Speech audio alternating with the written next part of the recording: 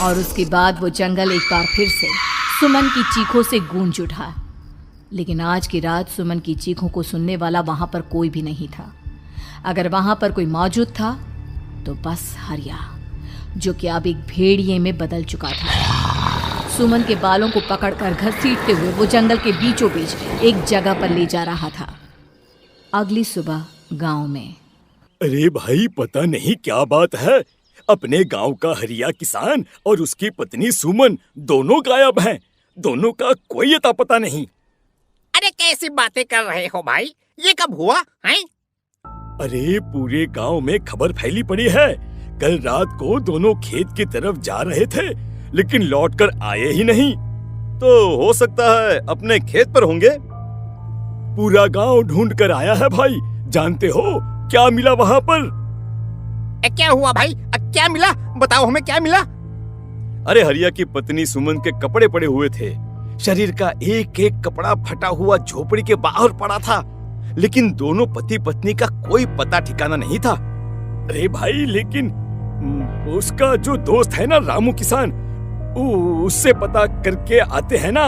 अब तक तो दोनों साथ ही खेत पर जाया करते थे। हाँ, हमें उसके घर जाना चाहिए भाई। चलो वहाँ चलते हैं, चलो। वो सारे लोग रामू के घर पर पहुंचते हैं। रामू अपने घर के बाहर बैठकर हुक्का पी रहा था।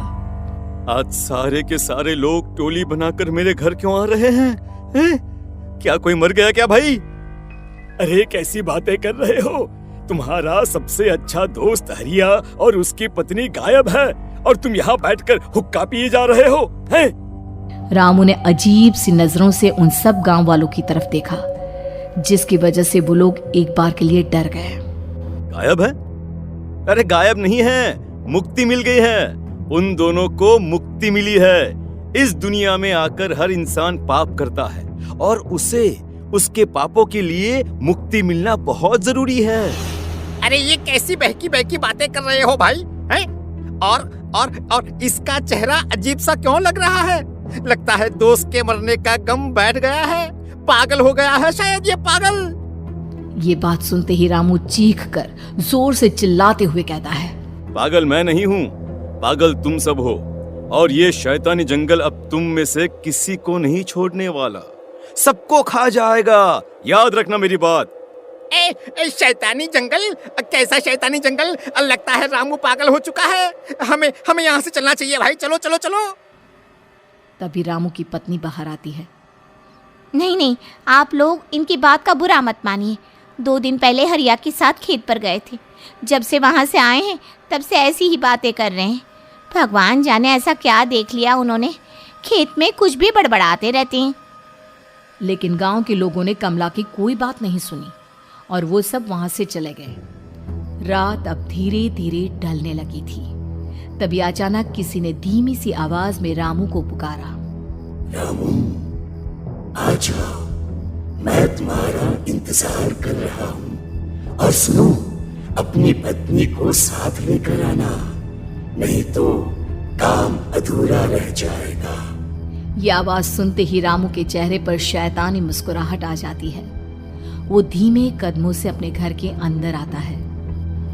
क्या हुआ? तबीयत ठीक है ना अब आपकी? मैं तुझे अपने साथ खेत पर ले जाने आया हूँ, चल। मैं तुम्हारे साथ कहीं नहीं जाने वाली। मुन्ना गहरी नींद में सो रहा है और उसे अकेला छोड़कर मैं तुम्हारे साथ खेत पर नहीं आ सकती। वैसे भी तुम्हारे उन खेतों में भगवान जाने कौन सा राक्षस घूम रहा है, मुझे तो डर लगता है। रामू गुस्से में दांत पीसता अपनी झोपड़ी से बाहर आ जाता है और कमला गहरी नींद में अपने बच्चे के साथ सो जाती है। तभी अचानक रात को रामू की झोपड़ी के ऊपर एक साया वही गाना गुनगुनाते हुए घूमने लगता है जो हरिया के मोबाइल में बजा करता था। मैं मौत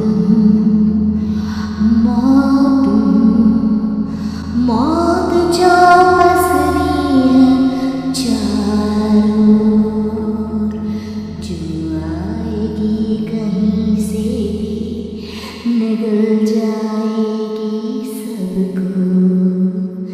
मैं मौत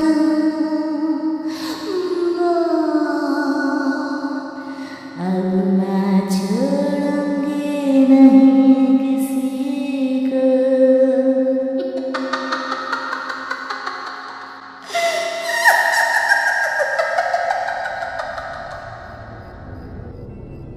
आवाज सुनकर रामू की पत्नी कमला की आंख खुलती है और वो देखती है कि उसका मुन्ना अपनी जगह से गायब था। कमला चीखते हुए बाहर दौड़ कर आती है। वहां पर उसने देखा कि रामू ने अपने बच्चे को झोपड़ी के बाहर एक पेड़ से उल्टा लटकाया हुआ था और उसका बच्चा चीख चीख कर रो रहा था। वहीं दूसरी तरफ एक साया बच्चे के ठीक नीचे आग जलाकर उसके चारों तरफ हैवानों की तरफ नाच रहा था। छोड़ दो मेरे बच्चे को। अरे क्या कर रहे हो तुम? शर्म नहीं आती तुम्हें अपने ही बच्चे को इस तरह मौत के हवाले करते हुए? अपना बच्चा? किसने कहा ये मेरा बच्चा है? अरे ये तो उस रामू की औलाद है, इस गांव के किसान रामू की, और मेरी दुश्मनी इस गांव के हर इंसान के साथ है। क्या? कैसी बात कर रहे हो तुम? और ये औरत कौन है? ये मेरे बच्चे को खा जाएगी। तभी अचानक से उस साया ने एक बेहद खतरनाक दिखने वाली औरत का रूप ले लिया और उसकी आंखों से आग निकल रही थी। सही पहचाना तूने, मैं तेरे बच्चे को खा जाऊंगी। अगर तू अपनी इस हैवान पति रामू के साथ जंगल नहीं आई तो मैं तेरे बच्चे को खा जाऊंगी। लेकिन क्यों?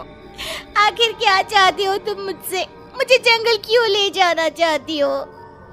औरत बुरी तरह से ठहाके मार मार कर जोर जोर से हंसने लगी और साथ में रामू भी। ये तो तुझे वहाँ चलने के बाद ही पता चलेगा ना। अगर तू नहीं आई तो थोड़ी देर में तेरा ये बच्चा आग में जलकर मर जाएगा। चल जल्दी। नहीं, मेरे बच्चे को छोड़ दो। तुम जहाँ कहोगे मैं तुम्हारे साथ चलने के लिए तैयार हूँ।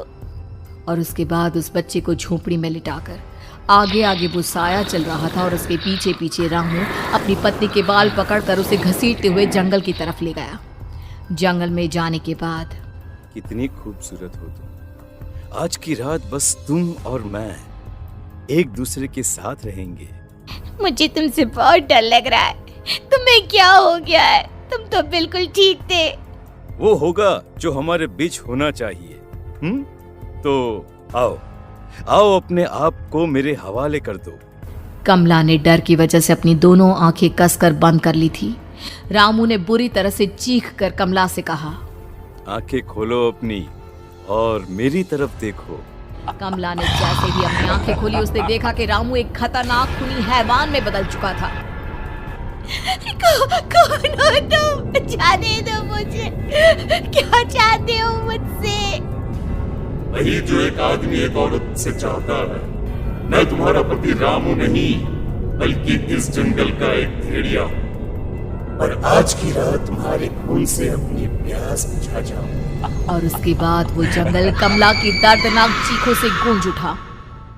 अगली सुबह कमला के कपड़े भी जंगल में उसी तरह पाए गए जैसे कि सुमन के पाए गए थे।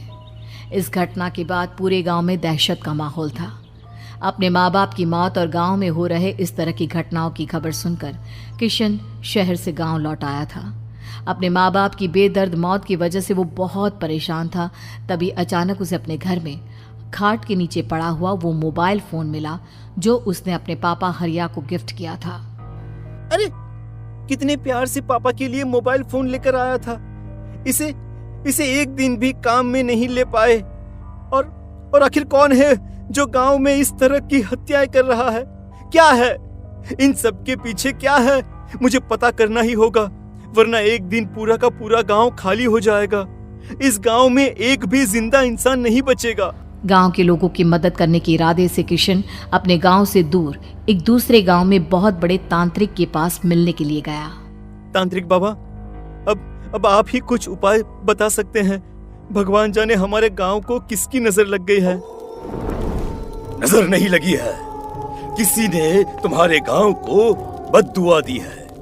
किसी सताई हुई आत्मा का प्रकोप है और अब वो पूरे गांव में किसी को नहीं छोड़ेगी जब तक उसकी आत्मा को शांति नहीं मिल जाती।